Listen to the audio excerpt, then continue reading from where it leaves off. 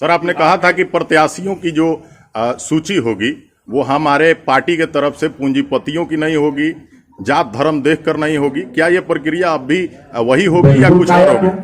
आप बता दीजिए कि कहां पर जन स्वराज का कौन प्रत्याशी घोषित किया गया है जो यहाँ का बहुत बड़ा पूंजीपति है, या जिसके बारे में चर्चा हो कि भाई ये प्रशांत किशोर को जन स्वराज को 5 करोड़ रुपया देके टिकट लाए। सर, चूंकि अभी लिस्ट जारी नहीं हुई है इसलिए एक उम्मीद की जा रही है, क्या वही प्रक्रिया जारी रहेगी? आप उम्मीद कर रहे हैं तो आपका धन्यवाद है कि कम से कम आपको इतनी उम्मीद तो जन स्वराज से है कि जन स्वराज टिकट नहीं बेचेगा।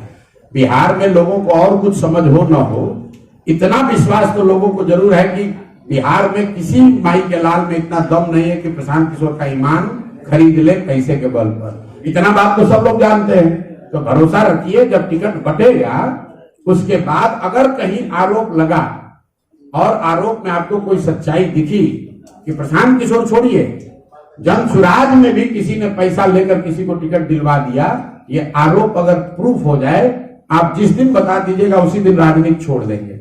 किसी का, फिर से रिपीट कर दे रहा हूं, बिहार में न किसी के पास इतना पैसा है न उसमें दम है कि आकर हमारे ईमान को खरीद सके। और विकास की बात करते हैं जी, तो सर क्या आप अगर सीएम बनेंगे तो जितने भी, किसने कहा कि हम बनेंगे सीएम?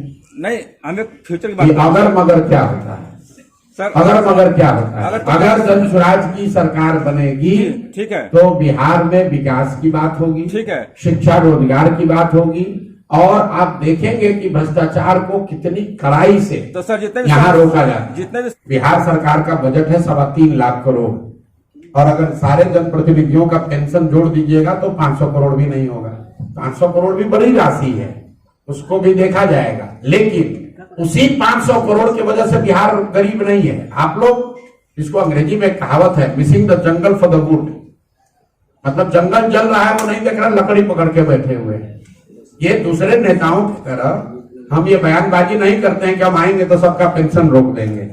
हम तो ये चाहते हैं कि जनप्रतिनिधियों का पेंशन और बढ़े, लोग इतनी तरक्की हो कि बिहार में लोगों की आमदनी बढ़े, लोगों को रोजगार बढ़े और जनप्रतिनिधियों का भी मानदेय बढ़े। गोवा में, ध्यान से सुनिए, गोवा में प्रति व्यक्ति आय है 2 लाख रुपए। वहां पर एमएलए को सबसे ज्यादा मानदेय मिलता है देश में। बिहार में प्रति व्यक्ति आय है देश में सबसे कम, और यहाँ सबसे कम लोगों को मिलता है मानदेय।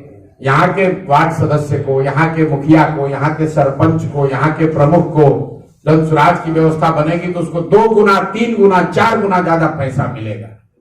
क्योंकि हम लोग सत्ता और संसाधन के विकेंद्रीकरण के पक्ष में हैं। सिर्फ 4 अफसर बैठ के दिल्ली पटना में सब मलाई मारेगा तो यही दुर्दशा होगी जो आज बिहार की दुर्दशा होगी।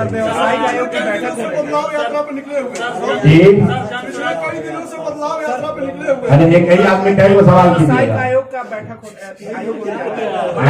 व्यवसायिक आयोग का गठन होने जा रहा है। कितना आयोग बिहार में बना कि सरकार खुद भूल गई है कि कितना आयोग हम बनाए हैं और आयोग का काम क्या है। वैसा आयोग अपना छोड़ो यार, वैसा आयोग का गठन कब से पत्रकारिता कर रहे हो?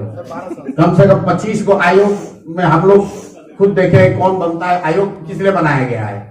ये राजनीतिक एडजस्टमेंट के लिए किसी को आयोग का बना दिया। 1 लाख आरक्षित कोटे की बात हो रही थी सर, आरक्षित कोटे की बात हम लोगों ने सुनी है राजनीति में, लेकिन आरएसएस कोटे की अब चर्चा हो रही है। सर, क्या कोई आरएसएस कोटा भी होता है? मेरे भाई, मैंने बताया 2 दिन पहले पत्रकारों को कि हम लोग ये सुनते हैं कि नेता दल बदलता है, एक दल से दूसरे दल जाता है, लेकिन कुछ नेताओं ने उसके आगे का गुणागणित लगा लिया है।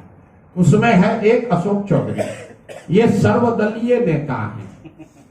ऐसा मैंने दक्षिण के राज्यों में देखा। आपको बता देता हूं, आप लोग दक्षिण के राजनीति इतना क्लोज से नहीं जानते होंगे।